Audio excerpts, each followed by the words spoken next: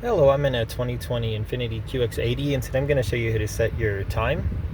So first you want to make sure the vehicle's on, which it currently is, and then from your interface you'll go to home, and then we'll scroll to other settings here, and then right here's clock, and then here you can have an auto sync if you prefer, which is probably easiest. You can set military time if you prefer, and it all auto updates each time you do it.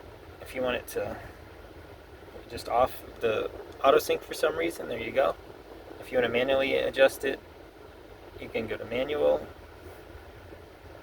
and uh, set it here and adjust plus or minus. So if you want it later or earlier, and then you can adjust that through all of these as well as your date.